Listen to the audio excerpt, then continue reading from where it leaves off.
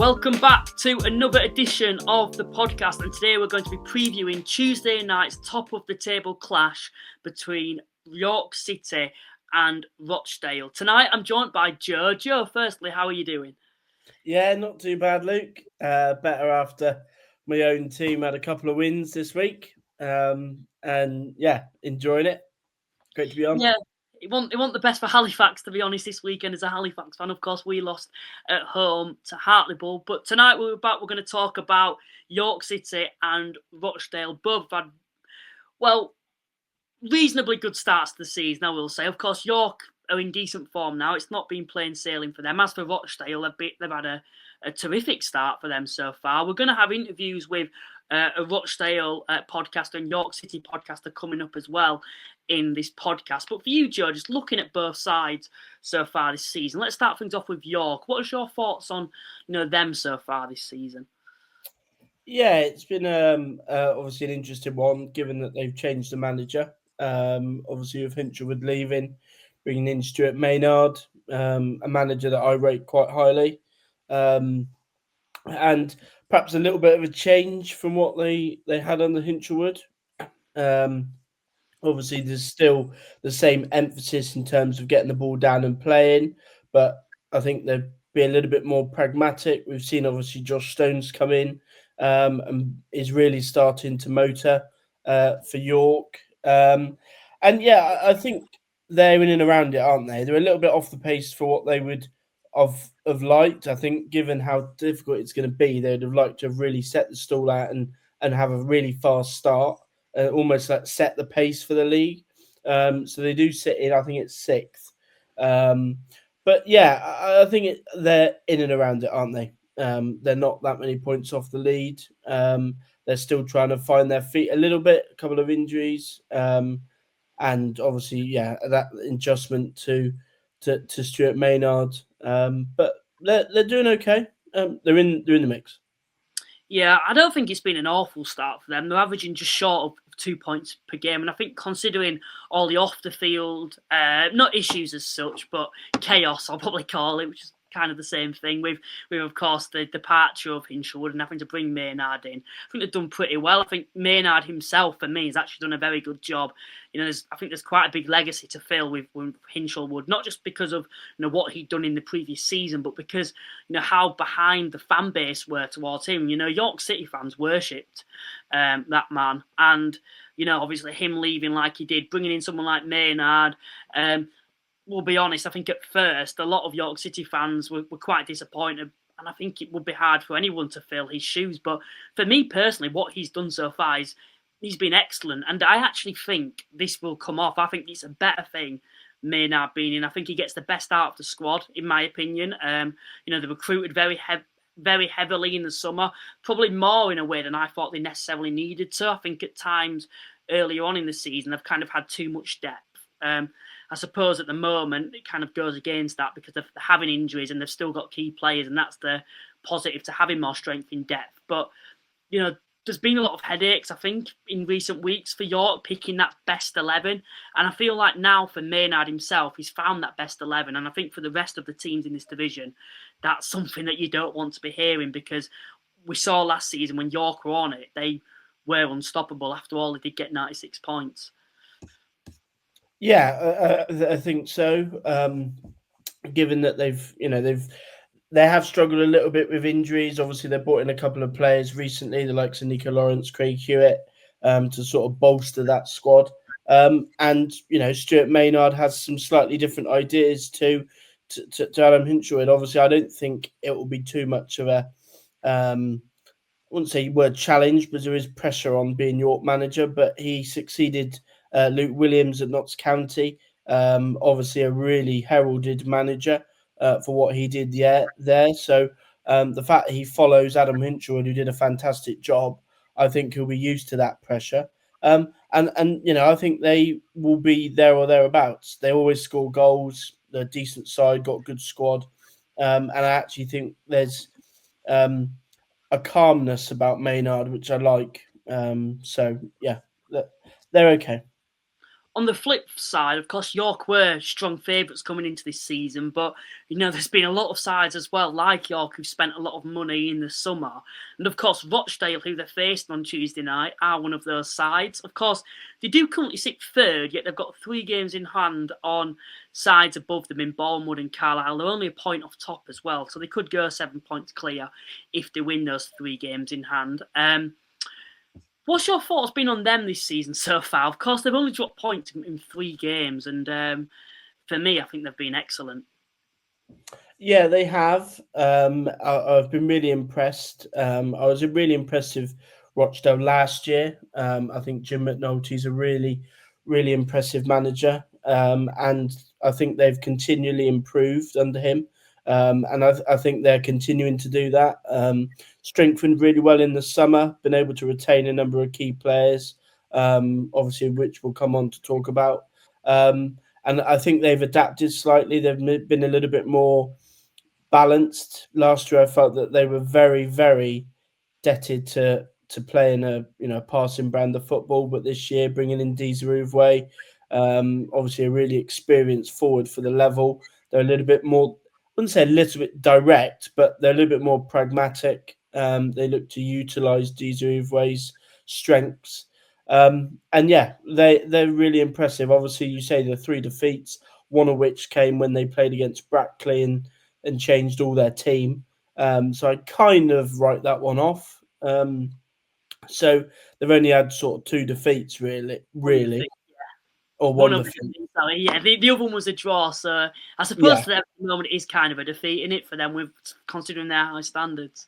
yeah. So yeah, one defeat really, with excluding that Brackley result. So yeah, I think the good thing for them is that they're showing they can score goals. I think last year, I think they just perhaps lacked that real quality in the final third, despite the quality in sort of their build up. But now they've added the likes of Deezeruwe, Devante Rodney's been terrific this year. Been really impressed by him. Um, and yeah, I think under McNulty, they keep getting better and better. And although they haven't got promoted, I think if you continue to just keep getting better and better, eventually your time will come. And I think they're certainly a better team this year than they were last. I think they've addressed the areas that they needed to improve on exceptionally. To be honest, when you think of the recruitment in the summer, I think Devante Rodney's probably one of the most underrated strikers in this league. I think Deezeruwe stolen a lot of the headlines this season for Rochdale. I think Deezeruwe himself is a very good striker, but Devante Rodney, I've always seen him as a very, very good player, an all-rounded attacker himself, not just with his goals. And I think him and Deezeruwe have complemented each other very well. But they've kind of addressed it, that they're quite reliant on Rodney for the goals. They've gone and brought an out-and-out striker like Deezeruwe. They've added into the midfield, they've added into the defence in the areas that they've needed. So the likes of Pritchard, who's coming at full back, and they've not overdone it. They've maintained a lot of last season's squad that I thought did a decent job finishing 4th, and they've only added to it with quality and more depth. And for Jim McNulty himself, I think he's got a very good squad, and for his playing style, I don't think he could ask for a better set of individuals at the moment. No, I think he's gone out in the summer and realised that despite the fact that they were, in and around it last year, there was some areas to work on, and he's addressed it superbly in the summer. They've brought in some real quality, and they've certainly got better depth. I look at, for instance, at the 2 squads on Saturday.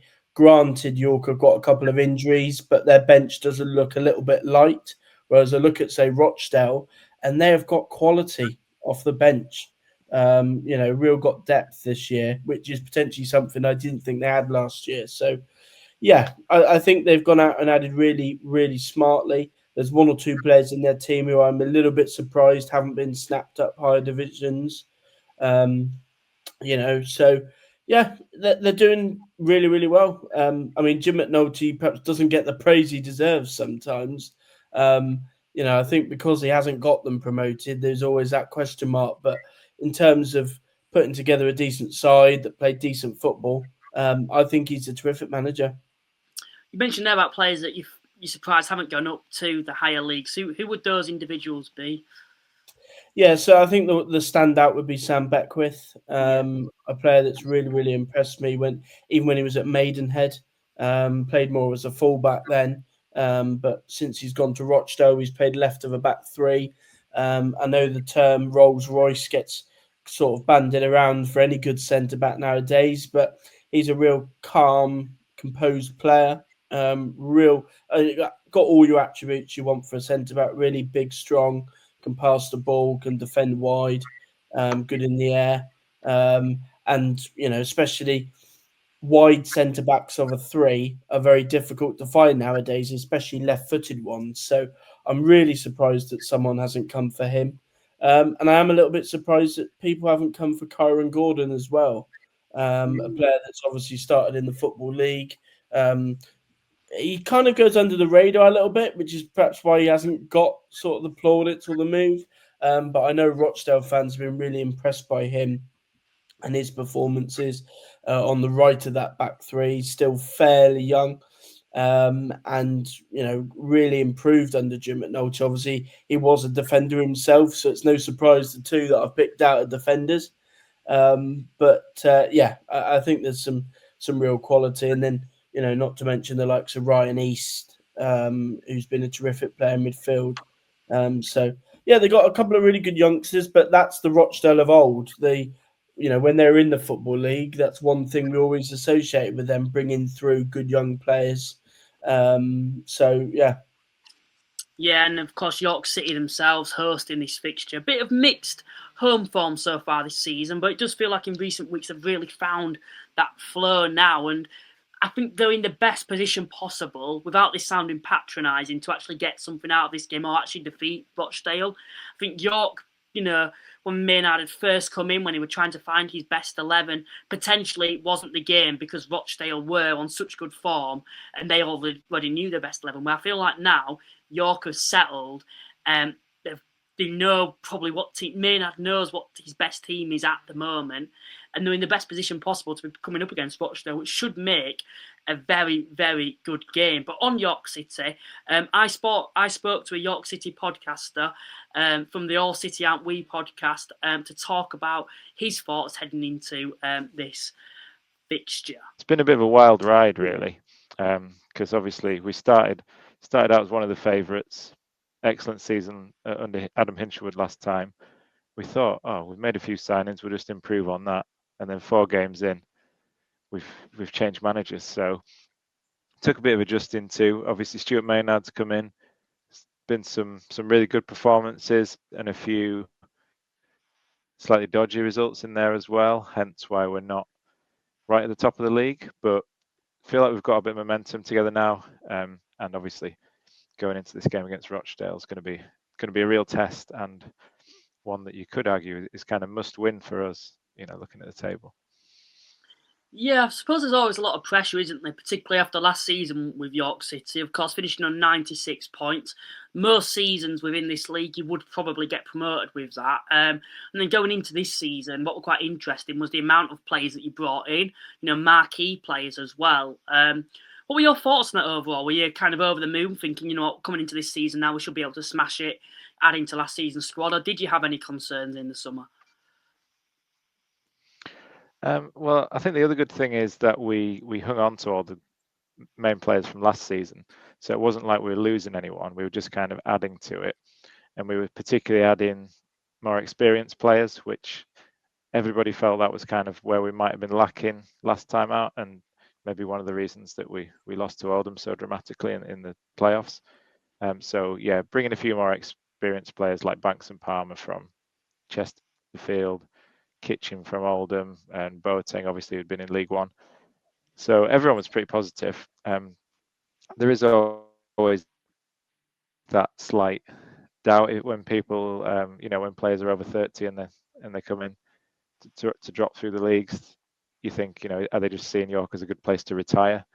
But yeah, I think overall everyone was pretty happy with the transfer business, and yeah, I'd say most of the signings so far have slotted in pretty well. Few kind of maybe not getting as much game time as they wanted. But yeah, the balance of the squad is looking pretty good. But it's maybe taken us a little while to settle on exactly what our best team and system was, with so many changes from last season. Yeah, it was quite chaotic, wasn't it, earlier on in the season? Of course, a change of manager. It came so sudden. What was the reaction like for you personally within the York City fan base? And then, of course, as well, what did you think to Stuart Maynard being appointed so quickly? Well, the reaction was one of shock, really, to Hinshelwood going. Obviously, in any fan base, you have 101 different reactions. Some people saying, "Oh, it'd been coming," or based off the first 4 games of the season, that wasn't good enough. I think that's very, very harsh to look at it that way, especially when we're unbeaten. So I was kind of assuming there was off the field stuff behind it, which, since it's come out that probably was the case, Hinshelwood's been on a Worthing podcast since he's gone back there and said a few things about the relationship with the owners breaking down, and that's kind of been backed up from the owner's side as well. So yeah, it was shock, and then obviously Maynard was appointed, I think pretty much the same day the sacking was announced. So obviously that's something that had been lined up. I think the reaction was kind of fairly mixed to Maynard, because obviously he'd done reasonably well at Notts County, but still they'd felt that they wanted to part company with him in summer, and their fans were kind of a little bit divided on how he'd done there. Obviously done very well at Wealdstone, but that's a different kind of profile of club than the one he's coming into. So I think everyone was willing to give him a chance, but he really had to hit the ground running based on the fact that he was replacing a very popular manager, and also the expectations for this season being basically to win the league. So he's had a very high bar to hit. But as things stand at the moment, I'd say the fan base is pretty united behind him. It's not been perfect, but you can definitely see he's getting a tune out of this squad, and the system that he's playing is leading to quite attractive, exciting football, and we're scoring lots of goals. So yeah, I think that if you took the kind of temperature of the fan base at the moment, everyone's kind of quite happy with Maynard. Obviously, get a few defeats and that all changes quite quickly. But yeah, if you look at the last 2 games as well, 8 goals in your previous 2 games for York City. And I think as well, when we come on to system and talking a little bit about that, you've had Stones and Pearce, and what it felt like last season, particularly under Hinshelwood, they didn't want to change the system because it was so effective, which meant that one of those had to miss out, which felt so unfortunate, didn't it? Because the 2 players I think we've seen can play at least in League Two, can't they? Particularly, I think Stones proved it, didn't he, against Barnsley? I know Barnsley fans were very positive about him. Well, since Maynard's come in recent weeks, they're actually playing as a front 2, aren't they? And they're working together quite well. Yeah, it was kind of a puzzle that Hinshelwood couldn't solve last season, was how to get them both into the team. And obviously, you can't really drop the league's top scorer, however much you've paid for this young guy in Josh Stones. So he did experiment with playing them both a few times, but Hinshelwood tended to play like a 4-3-3. So that meant either you put one of them out wide, or you kind of drop them into midfield, basically. It never quite clicked, really. And then this season, when Maynard's came in, it was a similar story at first, because Maynard only really plays with one out-and-out striker as well, but it's like a 3-4-2-1 system. So there's 2 kind of attacking midfielders behind the striker. And what he's done the last few games is Pearce has played as one of those, kind of just behind the striker, with Stones kind of as the target man, effectively. So it is a bit of a different system to what Hinshelwood was doing. And yeah, the last few games, it seems to have really worked. Those 2 have both been on the score sheet a fair amount. And it's, if anything, it's particularly away at Eastleigh at the weekend, it's bringing out the best in Pearce, actually dropping him a little bit further back, because he's seeing plenty of the ball, but he's still being able to get into those positions to, get on the end of, through balls and crosses and so on. and Stones is starting to look like the player that we were hoping that we'd signed, because he'd really been restricted to coming on for sort of the last 10-15 minutes a lot of the time, and being a bit too eager to please maybe, and just kind of rushing into challenges, getting booked within a couple of minutes. And I think some people are starting to think, oh, is it ever going to actually work out for Stones at York? But he was brought in for the Barnsley FA Cup game, which we did lose 3-2, but we put in a really good performance. And Stones was probably our best player, just led the line really well. And so he kept his place for the last couple of league games, and he's scored in both of those as well. And just generally his all-round play has been really good. So I don't know if it's something they've been working on in training this system for a while, but what we thought before that they couldn't work together definitely doesn't seem to be the case now. We seem to have come up with a system where, like I say, only on the evidence of 3 games, but it's kind of clicking for both of them. Looking at lineups then coming into this game, do you think they'll stick to a similar one to the Eastleigh game? Of course, when you look at York City, there's so many options this season now, isn't there? Particularly in the midfield. You speak about Stones and Pierce previously, that being that decision who you pick ahead of who.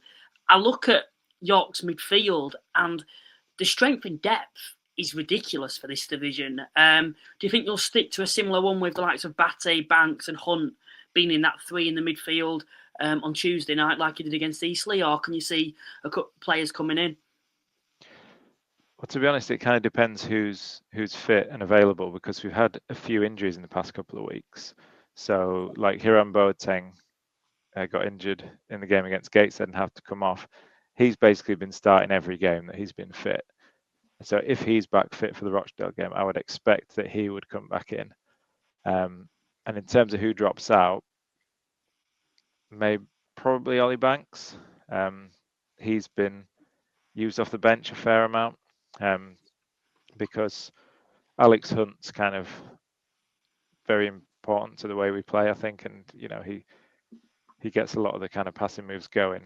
And Dan Batty's come back in fairly recently into starting lineup, and again he's kind of showing the player that we know he can be. So I'd say if Boateng's fit, he'll come back in. Hunt will play, and then probably Batty. But again, it depends. And similar with the kind of attacking midfielders, we've got Joe Gray's been out injured, Alex Newby as well, and Alex Newby has actually been playing sort of wide left, and Ben Brooks has come in for him last couple of games. So again, if Newby's fit, that's kind of a dilemma, because Brooks has done pretty well in his first couple of starts, or he did well against Gateshead, was involved in a few of the goals, maybe a couple of slight lapses at the back at Eastleigh. So yeah, it really depends who's fit, but I definitely can see a couple of changes if the likes of Newby and Boateng are available again. Yeah, of course, new signings as well. Craig Hewitt, of course, came in from Charlie and actually scored in his debut coming off from the bench. That could be another potential option for York City. But coming on to your prediction then for this game and how you think the game will plan out, of course, against a very good Rochdale side, that it's in their hands to, of course, be top of the league if they win the games in hand. I think they can actually go top if they win this game against you guys, rightfully. What are you thinking then going into this game? Well, I mean, the good thing is that we played them in the FA Cup in the 4th qualifying round. Admittedly, it was at their place, but we did win that one 2-1. So that obviously it's going to be a different game, but at least we played them before. However well we're doing in the league, we know we can go toe to toe with them. So yeah, 2 teams who really like to dominate possession. So it'll be interesting to see how Rochdale set up, whether they do try and dominate the ball at our place, because that's certainly what we'll be doing. But yeah, I think it should be a good game. In terms of how it will pan out, difficult to say. We've been scoring a lot of goals and they've hardly conceded any. I'm just looking at the league table now, so they've conceded 8 in 15 games. And I know Watmuff, their keeper, has been excellent. So yeah, it's kind of which is going to break first, our attack or their defence. Because if you look, last couple of games we scored 4 in both of them, and in fact I think we're on 39 goals from 17 games, so highest scorers in the league. But we're not as solid at the back as we would like to be. Hence why we ended up going in 2-1 down at Eastleigh on Saturday, when we were should have been comfortably ahead, really. So it's whether we can tighten up and avoid being caught on the counter and things like that, or whether Rochdale can kind of take advantage of that. But I don't really know what to expect from the game, but I think it'll be good. I think it'll be close either way. Going to have to ask you for an exact prediction then. What do you think for this one? I mean, you've got to back your own team at home, haven't you? So I'll say 2-1 York, same as it was in the FA Cup. Because like I say, we've been scoring pretty regularly, but we've not been keeping that many clean sheets. So it wouldn't surprise me at all if Rochdale do get on the score sheet. Obviously, we know Deezer Rivoy's been doing very well for them, so I'm expecting him to be a handful. But I'll be confident and say 2-1, and we'll carry on the winning run. But I think it is a little bit of a must-win for us, or definitely must not lose, because they're obviously they've got 2 games in hand on us. If they win, they'd go 7 points clear, whereas if we win, we're 1 point behind. So that's a massive difference. So it feels like a big game.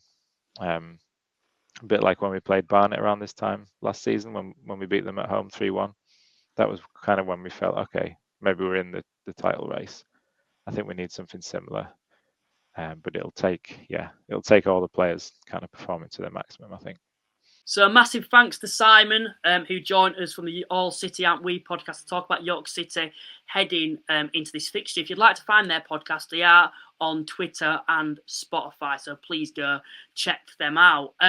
But what we're going to do now, Joe, is we're going to actually do a combined 11 between York City and Rochdale. I think it's quite an interesting one to do because of the 2 sides play quite similar in terms of the possession, and I think it'll be quite a difficult one to decide on as well, this one. We'll start things off then with the goalkeeper. Of course, it's Oliver Watmuth or Harrison Mayle. Who would you be going for then? Yeah, I mean, this is probably the hardest one, only because I can't claim to have watched Oliver Watmuth before he signed for Rochdale. I mean, I'm basing it off a third of the season. Obviously, a very highly rated goalkeeper at Man City. But I am going to have to go for Harrison Mayle. Watched them a couple of years. Really, really impressive for York and also for Worthing as well. Good shot stopper. Not the biggest, but ultimately keeps the ball out of the net. So I'll go with Harrison Mayle. He certainly impressed me last year, and I know a couple of people that really, really rated him highly last year when they've seen him against their teams. So I'm going to go with Harrison Mayle. Albeit, come the end of the season with 46 games, I may pick Watmuth, but at the moment I'm picking him on 15 games, so I can't do that really. So I'll go with Harrison Mayle. Yeah, just a shout out to Oliver Watmuth himself as well. He's only 18 years of age, and I know Rochdale fans specifically rate him very highly. He's nearly half a year younger than me, which kind of tells you everything to be a goalkeeper in the National League this season. He's been excellent. Of course, Rochdale have only conceded 8 goals. Looking at the back 3 then, I'm sure we're probably going to have to fit a few Rochdale players in this one, particularly with them only conceding 8 goals all season. Who would the 3 centre-backs be then that you'd like to choose? Yeah, so I'll start in the middle, and it's going to be a York player. I'm going to go Callum Howe. Yeah. For me, consistently one of the best defenders in the league. Obviously, been in successful teams in the National League, and was brilliant last year. Popped up with a couple of goals. He's a leader, really good captain, and he doesn't give a great deal away. Real good top centre half. I think every team in the league, probably bar Rochdale, would have him. But yeah, definite in for me. And then the two on the left-sided centre-back and right-sided centre-back. Yes, I've already teed up one of them in Sam Beckwith on the left. Yeah. I think he's a terrific player. Genuinely a Football League player, I think, be it with Rochdale or someone else. And on the right, I'm going to go with Malachi Fagan-Walcott. Obviously, I spoke about Kyron Gordon, good player. But I'm going to go with Malachi Fagan-Walcott. I think he's a really athletic player, real quick, good on the ball, perfect for that role, and really, really impressed me having joined from Cardiff. But it's very difficult because I really like Kyron Gordon as well. So we go into the left-sided, like full-back, like left mid, I suppose, and right mid. Who would you be going for? Yeah, on the left, I'm going to go with Mark Kitchen. I'm a big advocate for him. I know you're a big fan. Kitchen, yeah. Obviously, I haven't thought about it a great deal. Obviously, you said that he was the best fullback in the division. He's definitely up there, and I haven't put all of them out to assess that really, but he's definitely one of the best. Been in consistently good teams at the level, and pretty solid going forward and defensively, which is really key. And on the right, I'm going to go with, I don't really know what you call him, but he kind of plays everywhere. I'm going to go with Joe Felix. From York City, then. I love Joe. He's a brilliant player. He must be a dream for a manager because he just plays wherever you want him and always gives his best. Real, enthusiastic player. Was probably the player of the season for York last year. I think virtually every month I saw him getting player of the month for York.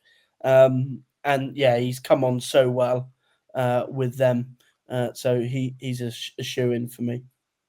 I think, when I spoke about Matt Kitchen being the best, one of the best fullbacks in the league, I think Felix has to be right up there as well. That's one thing I think York certainly do have this season is two very, very good fullbacks. And of course, Felix himself, he's been known to play in the midfield, hasn't he, in the past? A very versatile fullback himself too. Coming on to the two central midfielders then, this is very tough because I think even if we were doing like our York starting lineup on the team we'd pick, we'd be struggling to pick the two central midfielders that we'd have in. Then you've got to factor, Rochdale's midfielders as well, who I would definitely be putting at least one of them in. Who are the two that you're going to go for then? Yeah, a difficult one really, because I think if you were to ask me before the season, I definitely would have put Ollie Banks in there, but I haven't. I've gone with Ryan East from Rochdale. Obviously, one of the sitters for them. Terrific on the ball. Really, really good passer. And absolutely key to the way that they play and getting it and giving it. Really tidy player. And the other one I've gone for is Alex Hunt. Yeah, I'm glad you've got him there. Yeah, I think he's one of the most underrated players in that York team, to be honest. Not the flashiest, but does a really good job in there, keeps it tidy, always a safe bet for a goal or two. And yeah, I think he's the pick of the York midfielders. Again, before the season, if everyone, I had to pick this team, I probably would have put Hiram Boateng in there because I think he's a terrific player. But I think on what I've seen this season to back up a really good year last year, I've got to go with Alex Hunt. I can't argue with those two. I think the only one maybe who may feel a little bit frustrated if you're watching this that he hadn't got in would be Harvey Gilmore potentially, but I think I've always probably preferred Ryan East to Gilmore for what he brings to the team. But I know Rochdale fans highly rate Harvey Gilmore, and he did okay for Halifax, but I think since he moved to Rochdale, he's really come on leaps and bounds, hasn't he? Yeah, absolutely. And yeah, I think it's quite a nice combo, those two, I think. Moving on then to the number 10 role, who would you be going for? Yeah, well, it might give away a little bit as to my last two, because In the number 10, I'm going to go actually Ollie Pearce. He's been played there, hasn't he, recently? To be honest, I think that he's better as a number 10 than he is a forward. I think he's so intelligent, the way he links up, the way he drops slightly deeper. And we've seen that obviously the last couple of games, him playing in that role, allowing Josh Stones time in the team. A terrific player, obviously always a safe bet for goals. And, probably is the pick of the York players. Who would be going for as your front two then? Yeah, so my front two, sorry York fans, is going to be all Rochdale. I'm going to go with Manny Dizarouve and Devante Rodney. This is what I always spell. There we go. Yeah, obviously Dizarouve, we've already talked about him. Experienced player, great in the box, good finisher. Holds the ball up well. Devante Rodney has been brilliant this season for Rochdale. Been more consistent than I've ever seen him before. And he's staying fit, which is the main thing with him. I think always, there's been that question mark, but he's been huge for them, and especially of late, he's really stepped up to the plate and impressed. Obviously, York fans may think Josh Stones in this team, but no, I'm going to go with Devante Rodney. I've been, impressed by what I've seen from him this year. I genuinely think Devante Rodney must be one of the most underrated strikers in this division. I think every season he always produces. His all-round play is excellent, not just his goal-scoring ability, but linking up. And I think as well, Dizarouve has certainly complemented this season, and I think he's also complemented Dizarouve. He's always been known, particularly when he's got a good striker next to him. He's very good at working well with the other man next to him. And for me, Devante Rodney, I think he has to be one of the most underrated strikers in this division. Yeah, absolutely. I would agree. I think because most people look at Dizarouve and assume that he's sort of the standout player for Rochdale in terms of forward play. But Devante Rodney's been equally as important. And yeah, he's a good player. So we've got 7 York City players compared to 4 Rochdale players. I would be pretty happy with that team. I think there'd be one maybe that I would change when I think about it. But apart from that, I'd be happy myself with that team. So, yeah, I mean, if you're a manager in the National League, you'd certainly be happy with that team. I think there's one or two which sort of flip of a coin. The Walcott or, Gordon, I think they've both been terrific. And, I'm only putting Mail in there because I've seen him season on season consistently performing, whereas Watmouth's played, 15 games in professional football. The one player that I would sort of highlight, which I haven't already, which was very close to getting in that number 10 role, was Conor McBride. Really good player, really intelligent, great movement. And yeah, I've been quite impressed with him for Rochdale. The way that he just sort of links the play together. Lovely movement. But I think that's a pretty good team, Luke. You haven't mentioned the one that I was actually kind of thinking of changing. You haven't actually mentioned it. Adebayo Rowling at fullback. Is he not someone you considered? Or? Yeah, potentially. Look, he's a good player. Good win back. Been terrific for Rochdale this season. He's not going to get ahead of Joe Felix, but absolutely loved Joe Felix. And, I think it's difficult. You could put Felix in midfield and then put Adebayo Rowling in. He's been fantastic for Rochdale. So powerful as a wing back. But, that's what I've gone for. I'm happy with that team then. We've got 7 York City players in compared to Rochdale's 4. I think that would probably, in my opinion, go on to win the National League, I would think. When you consider some of the names in there, imagine having someone like Rodney Dizarouve and then you've got Pierce as well in that side. That would just be ridiculous for this division if ever that did happen. But no, we're going to speak to a Rochdale fan now ahead of this fixture. Of course, it is in their hands to actually go top of the National League if they win their game against York City. They've got the best away record in the division this season, but York City certainly won't be easy. Anyway, we spoke to a Rochdale podcaster from the All Dale Aren't We podcast. Yeah, it's been a really positive season. We've put up a lot of good form, lots of good results, and backing it up with consistency this season. Something that we probably didn't have at points last year. Maybe that was tying into the pitch a bit. As I say, I think the biggest things for us last season was that the squad depth that you required to really push on, especially with the fixture pilot we had last year, we didn't have, and this year we do, and even with the extra bodies we've got in, we've actually recruited quality as well, so that can back up in the positions that we needed it to. Obviously you look at players like Devante Rodney, obviously kicking on even more this season. Manny Desirue has been an absolute, revelation of a signing for us. He's that vocal point that we've needed. But there's a lot of good partnerships forming throughout the team. Obviously up front, Manny and Rodney are really working quite well, and then we're kind of interchanging between McBride and Barlow, and they just kind of seamlessly fit in. Easton Gilmore in the midfield are doing really well.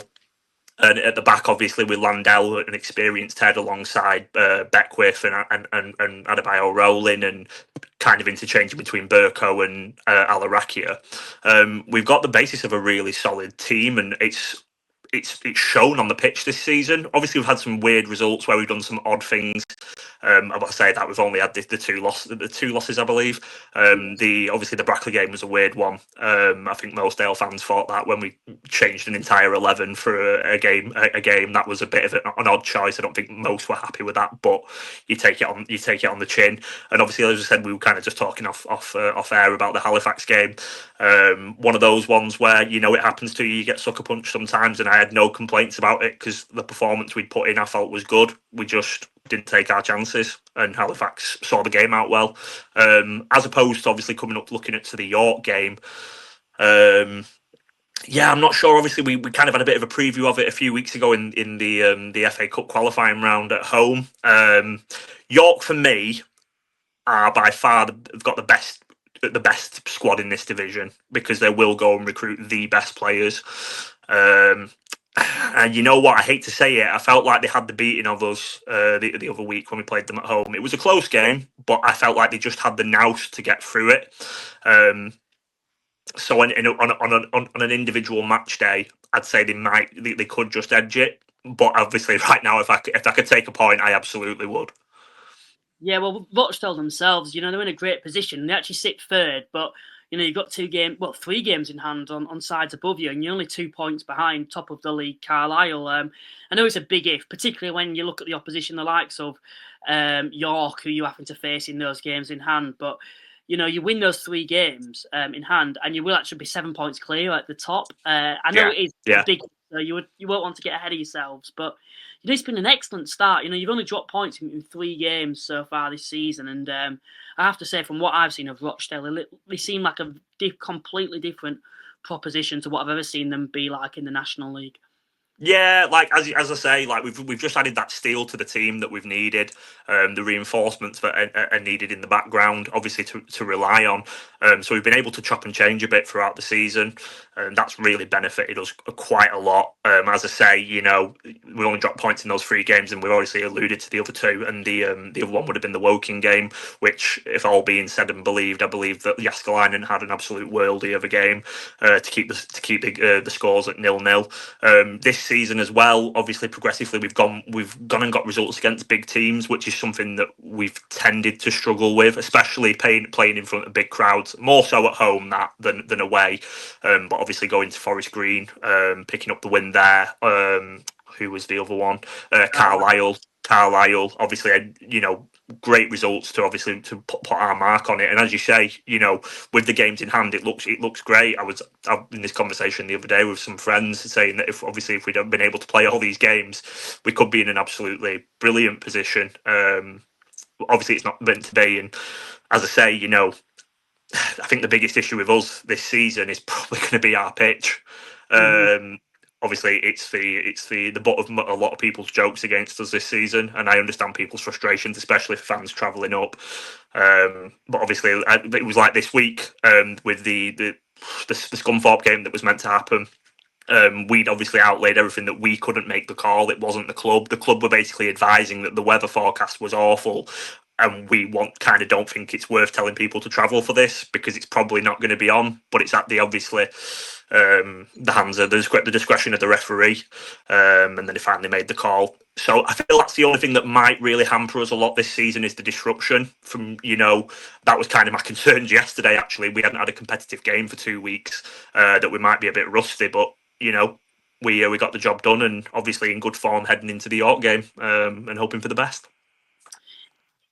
I feel as well with the pitch. I think there's a couple of things that really will falter you with this actual pitch. It's not just a case of games not being played, because we look at the moment. You've got 3 games in hand on sides above you, but I think most people would rather have points on the board, wouldn't they, than having these. Yeah, absolutely.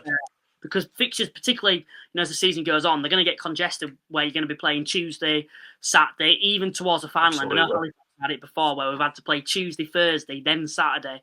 It's not to win the title. You're going to struggle. If you're going to have to play 3 games within a week. I think as well, when I look at Rochdale, what doesn't help you is, unlike maybe Halifax, who've had the pitch issues in the past, is having quite a poor pitch has kind of played to their advantage, particularly against the better sides, because it's meant that they've stopped being able to play football. Rochdale have got, I think, the second most, maybe even the top most possession in the league. They're a possession-based side, and on a bad pitch, it's not ideal, is it, at all? Yeah, it's going to be a struggle to obviously string those passes together. Yeah, you're absolutely right. Obviously, we share the ground with the rugby team as well. So obviously, I think they're in the off season at the moment. But when obviously that kicks off again, if we haven't got something sorted in the temporary time, that could get really cut up. I think there is been some ideas flown about what we can do going forward to try and stop these postponements. They've not really alluded to what the ideas might be yet. It could be potentially obviously ground sharing with someone else for a little bit and maybe trying to rectify the pitch issues, but it is obviously a big financial outlay, and as kind of we're talking off air, I don't know if our owners at this moment in time are wanting to stump up the money, the outlay for it, that what it will cost, because it is a fairly expensive procedure that needs to happen on the pitch. Yeah, and as you say, yeah, obviously the way we play football, and obviously, like I said before, that continuity of playing games regularly.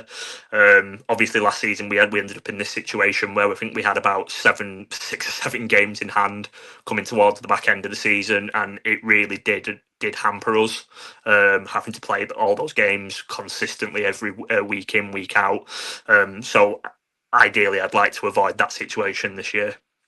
I think as well, looking actually at this fixture against York City, what's quite interesting is that both sides are very possession-based sides. Both sides are in the top 3 for the most possession within the league. How do you think that's going to affect the game then? I think it's one of those games, who blinks first. It was very much the case in the cup game that their keeper holding onto the ball quite a lot and waiting for us to press. Obviously, with York being the home side, they probably got the onus to be on the offensive a little bit more than we have. And I suppose it's about us trying to keep it tight. Obviously, I do believe we've conceded the least amount of goals this season as well. But in a one-off game, it's very much different. So I suppose it's about us trying to stay resolute and sound and riding our moments, riding their moments, and when we get our chances, taking them.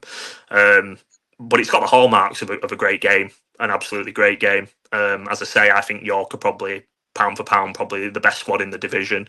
And yeah, two very similar styles. So hoping for a good game. I think as well, we spoke to a York City fan. I spoke to a York City fan earlier, and he actually mentioned he felt that whoever scores first is going to be crucial within this fixture. He thinks if you guys score first, particularly because Rochdale are so good defensively at the moment, 8 goals conceded after 15 games is ridiculous. Well, he's actually come on and said that he thinks that you would probably go on to win, whereas if York score first, he could see it being quite an entertaining one. For me, particularly as a neutral going, I want to see a lot of goals, so I'm hoping that York do score first rather than Rochdale. But from your perspective, how do you think the game is going to plan out? It's a tough one to say. Obviously, the eternal optimist in me wants me to say that we'll manage this no problem. I think it'll be a very tough game. I think yes. I think it's. It always tends to be the case when you hype up these kind of games as these high entertainment games. They tend to be completely the opposite and very tactically based, and not much goes on. I think this could be settled by the 1-goal margin. I really do. I think it could be a really close encounter. Obviously, fingers crossed it goes our way. But as I said, I will gladly take a point right now. I'm going to have to ask you then, what's your actual prediction going into this fixture? I'm going to go with a 1-1 draw. Just to be really boring. I'd love obviously love us to win. It would be great for us, I think, for the momentum. But obviously York is quite a hard place to go. And as I say, I've got my reservations about us at York. So we'll see. We'll see. Massive thank you to Tom then from the All Dale Aren't We podcast for coming on and speaking to us ahead of their clash against York. City, if you'd like to find their podcast, they are on Spotify and on X too. Finally then, Joe, looking at this game then, of course, it's quite a highly anticipated game for me. It's one I'm certainly looking forward to. We're going to come on to predictions shortly, but looking at possession stats, of course, what should make it interesting, both sides have got, they're both in the top 3 for the best possession in the league. Yeah, I think both great passing teams. Obviously, we've seen that with Jim McNulty over the last couple of years, and even though York had changed their manager, as I mentioned, they've still maintained sort of the same principles in terms of getting it down and playing really technical teams. So, yeah, I mean, it wouldn't surprise me if after all of that, if it was to end 0-0, and it would just be one where both teams just pass the ball and really patient. I don't think it'll be 0-0, but yeah, both really, really good passing teams. Yeah, that's the only concern for me, of course, going as a neutral. Both a possession-based side is, even for me, I don't want it to be 1-0 either way. I want a 3-2 thriller. And, with both sides, being possession-based, that they're going to cancel each other out. Rochdale themselves are so good defensively, only 8 goals conceded. I think York City, now they've got Fag and Walcott back, who's previously been injured. They look a lot more settled too. So you just don't want it to end 0-0 or 1-0. We need a lot of goals. And I think we're crying out, aren't we, for an early goal in this fixture. Of course, York, as we've mentioned, mixed home form, and they're coming up against Rochdale, who've got the best away record in the division. Do you think that'll affect anything, or do you think now York have found that form, you can't really base that off anything? Potentially. Obviously, York come into it on some decent form, put a couple of results together. I think in games like this, you would hope that the home crowd would make a difference. But yeah, I mean, a difficult game in it either way. Both York are decent at home and Rochdale are decent away, so very tight to call. How do you see the game going then overall? Yeah, I mean, I think it'll be the toughest test that Rochdale have had defensively this season. And, it'll be a real test of their quality to keep it tight. I think Rochdale will probably be the better of the two in terms of, trying to control the game. And I think it'd be really interesting to see how, Pierce is picked up by Rochdale. It's difficult to pick. I'm going to go. I don't want to say a draw. That's boring. I am going to go with a York win. I think they're at home. They've got the real experience in their team of this games of this stature, the likes of Banks and Howe that have been there with games. With good teams at the level. I think it could be like a goal either way. I'll go 1-0 York. It could quite easily be a draw because I think both teams are very, very good, but it's boring to predict draws. So if anyone wins it, I'll go with York. mine were going to be 1-1, and now you've kind of shamed me for predicting 1-1. But yeah, I think the thing is, when you look at both sides, it's that possession. It's that they both like to keep the ball, and will they be able to break each other down? I think, one thing in York's favour is they already know how to beat Rochdale. They actually went to Rochdale. Of course, it was in the FA Cup, but actually won there, didn't they? So it'll be interesting to see if that is the same again. York being on home soil, will they be able to get the better of Rochdale? But it's a really unpredictable game. You look at Rochdale, for them, there's a lot of pressure, isn't there, now, because they've got those games in hand to actually go top of the league. But it's just going to be a really tough fixture, I think, for them to be able to get 3 points. I don't think they're playing York at a good time. I think when you look at when they played Carlisle, they played them at a good time. I don't think Carlisle, they were without Con Clark. He hadn't come to the club by that point. They were without Feeney, the best centre-back, whereas this time I think they're playing York, when they've got a pretty good squad still, because they've got such strength in depth. I know you'll look at York and say, well, Newby's out injured, but, I think they've equally got players that can fill into that role, and that's something York do have to their disposal this year, is that they've got so much, quality in depth, more than any other side I think has in this league. And of course, potentially that has its problems, doesn't it? Because you don't know your best 11, but I think at the moment Maynard does know his best 11. The midfield's going to be interesting though, to see who he picks. Of course, I think they actually went for Hunt. They went for Hunt, Batty, and was it Banks, I think, at the weekend. It'd be interesting to see if they stick with that. I think Boateng's out injured at the moment, so I don't think he'd be coming into the side. But yeah, it'd be interesting to see the starting 11 that York City do go for in this game. I think Rochdale is pretty nailed on for me, but York's lineup would be quite interesting, won't it? Yeah, I think they'll definitely put Batty and Banks in there. I think the one thing that you look at with Rochdale potentially still is that they haven't perhaps got that physicality in midfield.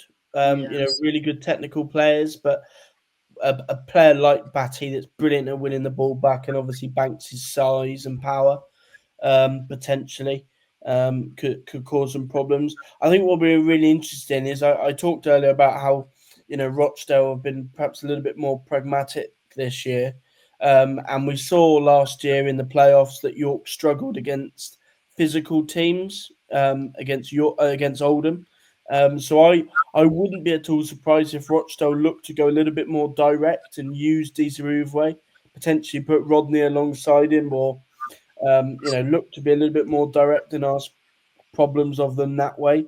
But as you mentioned, if they just try and pass it around York, then obviously that's something that they can counteract. So yeah, it's going to be interesting, and it's a good test of where both teams are at, isn't it?